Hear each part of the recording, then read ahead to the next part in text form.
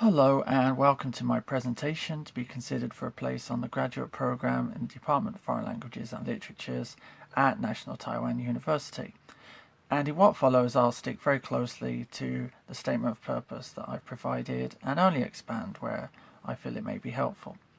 So to begin, my name is Jason Kennedy and I was born and raised in England, and I grew up in a rural setting where my main interests as a child were my dogs, fishing and playing sports.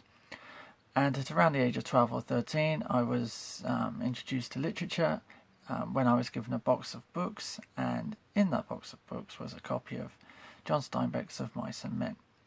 And from that point, in self-directed fashion, I began to develop my reading interests with writers such as Camus, Kafka, Orwell and Dostoevsky. And after graduating senior high school, there was no tradition in my family of attending university, so I took a succession of manual jobs, and this period lasted around 5 years and included washing dishes in a hotel, working in a factory that made sandwiches, and hauling scrap metal around the English countryside.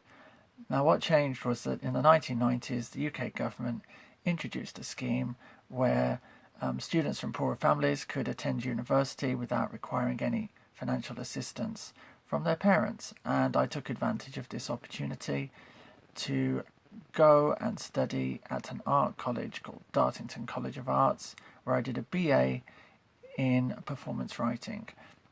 Now, this program had a focus on the historical avant-garde with regards to literature, drama and poetry, and introduced me to writers such as Gertrude Stein, the Oulipo group of writers from France, and Beckett, along with a host of other more obscure names.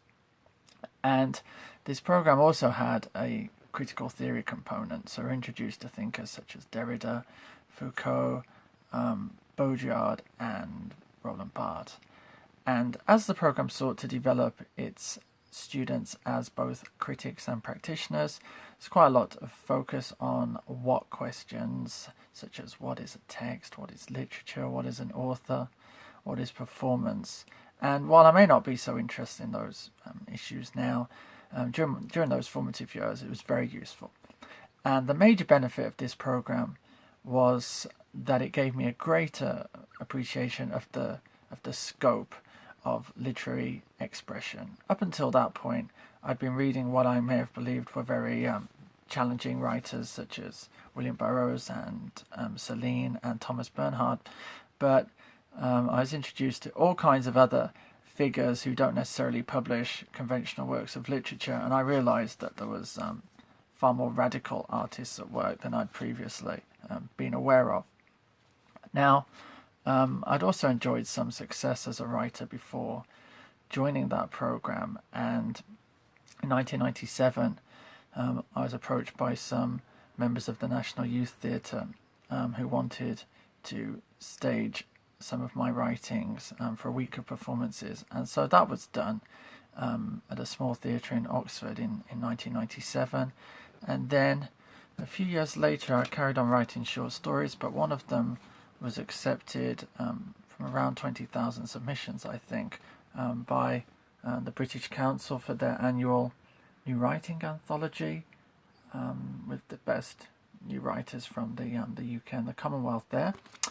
And that story was actually translated into simplified Chinese a year or two later by the Beijing People's Publishing House, and it was also used in Denmark, I believe, for students learning English, where their question was to compare my treatment of factory life in my story with that of Charles Dickens in his novel Hard Times, which must rank as one of my proudest moments. While at university, I'd also learned to write computer code as the internet was becoming the internet was growing rapidly at that time, so I got into that.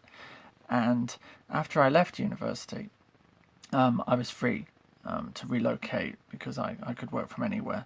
So between 2003 and 2011, I travelled extensively, and I lived for periods in Ireland and then the United States, Mexico and Guatemala before settling in Taiwan. I did various things while I was traveling. So in Guatemala, I spent a semester studying Mayan civilization and Central American history. And I also turned my interest in some of the places I visited into articles for small magazines, and I contributed a number of blogs about politics to the London Review of Books. In Taiwan, my first 2 years was spent as an assistant to an associate professor at Taipei Medical University, for whom I located research materials and helped to develop course content and provided her students with feedback on their final presentations. And since leaving that role, I've been employed as a English teacher at a bushiban in Taipei City, teaching all levels from grade 1 all the way through to senior high school.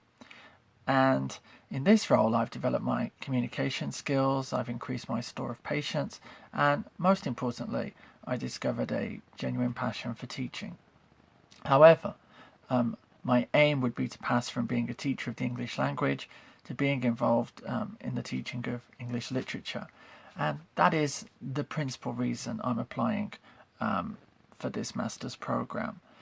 As this aim is one of long-standing, during my time in Taiwan, I've continued to cultivate my interest in English literature, and of late I've formed interest in sensation fiction and novelists and poets of the 1930s, and also in autobiography. And I chose two exponents of that form, the English writer Denton Welsh and the natural scientist W.M.P. Barbellion, as the subjects for my sample of academic writing. And lastly, I would just say that having read through the courses offered by the department, I am satisfied that my present interests are well catered for and that new ones may also be nurtured. And further, I believe that as a native speaker of English with a store of relevant cultural knowledge and with a demonstrable lifelong engagement with literature, I would be an asset to the student body at NTU. And that's all I have to say, really. Thank you for listening.